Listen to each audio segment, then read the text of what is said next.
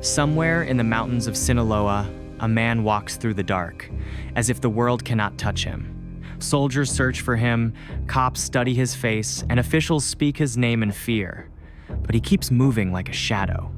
While drug lords from his era were dragged into prisons or died in shootouts, he kept living free year after year. Pablo Escobar fell. El Chapo landed in chains. But he vanished into the mountains and built a billion-dollar empire without ever showing his face. This is the real story of El Mayo. Hey, I'm Richard. If you're new here, I tell real stories, from money launderers in tailored suits to arms dealers in bulletproof vests. If that's the kind of world you're interested in, feel free to subscribe, but now let's get into today's story. Ismael Zambada Garcia, later known as El Mayo, was born in 1948 in a small village called El Alamo, a rural community in Sinaloa. He grew up in poverty, surrounded by farmland where opium poppies and marijuana were common crops. As a teenager, he entered the drug world, quietly planting his first marijuana crop before he turned 20. The drug trade paid more than any regular job in the valley, and he understood that early. In the 1970s, he watched smugglers closely. He started small, carried small loads, and worked under older traffickers who had already learned the rules. When he proved loyal, they let him climb. By the early 1980s, he connected with the Guadalajara Cartel, the most powerful organization in Mexico at the time. Felix Gallardo trusted him with the Juarez route, one of the richest corridors into the United States. That job taught him how to move cocaine at scale and how to build relationships quietly. Then, in 1989, Felix Gallardo was arrested and the empire collapsed. Factions fought for control across Mexico. Mayo did not join the chaos. Instead, he built alliances with El Chapo and Hector Palma. Together, they formed what became the Sinaloa Cartel. El Mayo distinguished himself early, not as a violent boss, but as a negotiator, someone who built networks, not feuds. Throughout the 1980s, he expanded Sinaloa's influence, linking with the Juarez cartel and absorbing key routes after the death of Amado Carrillo Fuentes. By the late 1990s, both Mexico and the United States named him as a top trafficker. Arrest warrants were issued, but each time he escaped into the mountains. He was never the loudest man in the room. He was simply the one who stayed alive. If El Chapo liked attention, Mayo avoided it. He stayed away from cameras, cities, and crowds. Many people had never seen his face at all. He was old school. No gold chains, no flamboyant displays. Just control and patience. He built the cartel through corruption rather than explosions. He learned early that money could move walls that bullets could not. He built a protection network deep inside police forces and political offices. Some officers warned him of raids. Some officials cleared the path for shipments. Under his leadership, the Sinaloa Cartel expanded into a multinational organization. While the world focused on cartel wars, he focused on logistics.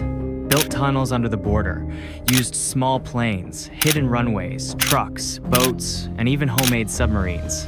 His networks reached Phoenix, Los Angeles, Chicago, and New York, like branches of a corporation. When the drug market shifted, he shifted with it. When demand moved to meth and fentanyl, he built labs and supply chains from Asia. He kept the Sinaloa Cartel stable, even when El Chapo was imprisoned. Many believed he was the real leader, the man who kept operations running, while others appeared in newspapers. By the 2000s and 2010s, both Mexico and the United States were hunting him aggressively. Special forces searched the mountains, rewards were posted, phone networks were mapped, but he always escaped. In a rare 2010 interview with journalist Julio Scherer, he admitted that soldiers nearly captured him on multiple occasions. Each time he slipped away by crawling into creeks, hiding in brush, or moving through trails only locals knew. People in Sinaloa treated him like a ghost. Some feared him, some respected him. He knew the mountains better than anyone, and locals often warned him before authorities arrived. Several of his sons were arrested, and some testified in court. In court, his son Vicente testified that the cartel spent over $1 million per month on bribes to maintain influence. Locals never said his name aloud, but spoke quietly of holiday gifts and support he provided to poor communities. To them, he was feared and respected, but he didn't care about any of that. Every time authorities closed in, he disappeared deeper into the Sierra Madre. By the 2010s, nearly every major kingpin from his era was gone or in prison. Felix Gallardo was aging in a cell. Amado Carrillo was dead. The Arellano Felix clan fell. Ociel Cardenas was locked up. El Chapo was extradited in 2017. Only El Mayo remained. People called him the last godfather. His empire survived soldiers, informants, rivals, and time, but it could not survive betrayal. By the early 2020s, his health was failing, and tensions rose inside the cartel. El Chapo's sons, known as Los Chapitos, wanted more power. Their style was louder, younger, and more violent. Analysts warned that when El Mayo stepped down, the cartel could fracture into war. Then, in 2024, something happened that shocked both governments and criminals. After more than 50 years on the run, El Mayo walked into a trap. According to United States officials, Joaquin Guzman Lopez, one of El Chapo's sons and El Mayo's godson, invited him to a meeting near the Sinaloa border. He boarded a private plane, expecting negotiations. Instead, the plane flew straight into El Paso, Texas. When it landed, agents arrested him. The ghost was finally caught. He pled not guilty in court, but the era had ended. The last free kingpin of the old generation was now in custody.